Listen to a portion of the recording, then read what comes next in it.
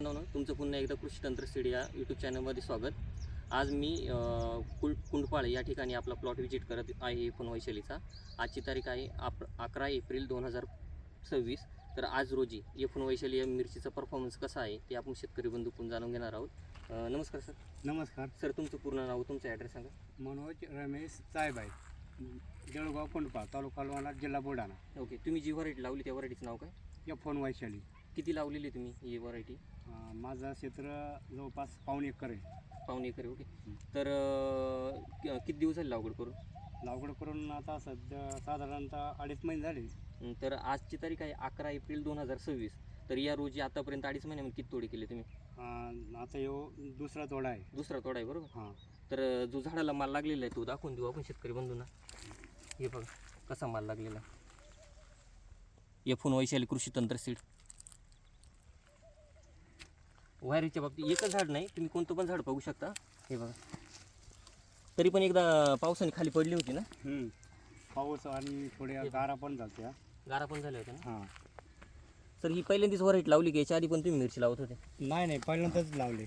पहिल्यांदाच लावली ना. हां. तर वायरीच्या बाबतीत कशी वाटते तुम्हाला व्हरायटी? वाऱ्याच्या बाबतीत म्हणजे वाऱ्याच नाहीच म्हणलं चालतं. आता मला आत्ता जस्ट मला अमरावतीवरून एक शेतकरी बंधूचा कॉल आला होता.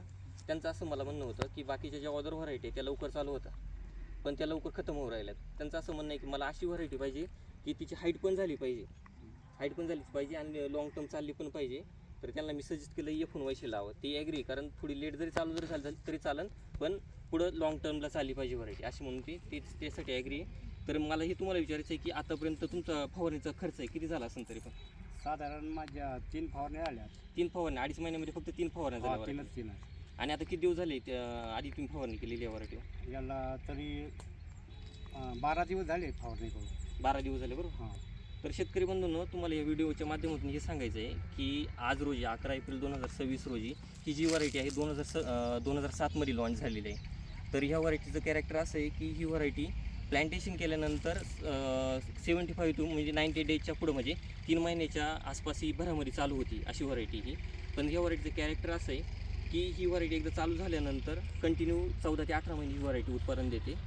आणि सर्वात महत्त्वाचं म्हणजे ही व्हायरस फ्री, म्हणजे हिच्यामध्ये सगळ्यात जास्त रोगप्रतिकारशक्ती कंटिन्यू फुटवे चालू राहतात. तुम्हाला ह्या दाखवून देतो की हे झाड असं इकडे खाली पडलेलं होतं, तरी बघा फुटवा, हा नवीन फुटवा खालून आलेला आहे आणि या फुटव्याला बघा मिरच्या लागलेल्या आहे.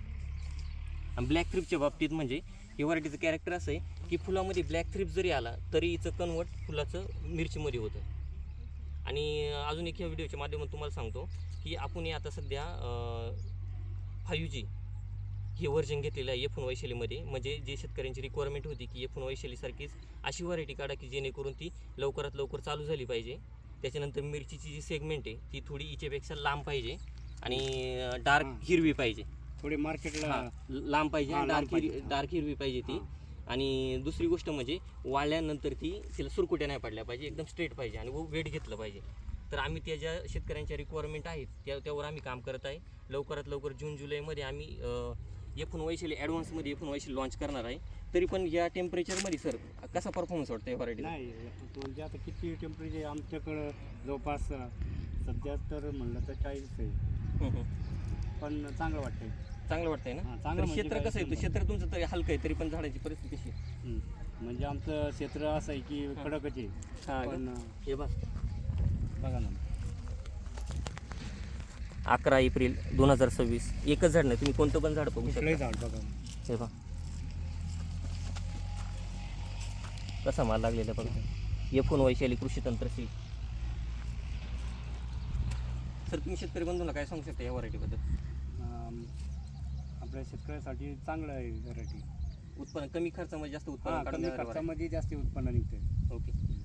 तर शेतकरी बंधूंनो, तुम्ही पण अशा आहे का चांगल्या व्हरायटीची निवड करून भरगच असं उत्पादन घेऊ शकता. स्क्रीनवर जो नंबर दिसत आहे त्या नंबरवर कॉल करा व घर बसल्या बियाण्याची ऑर्डर करा. धन्यवाद.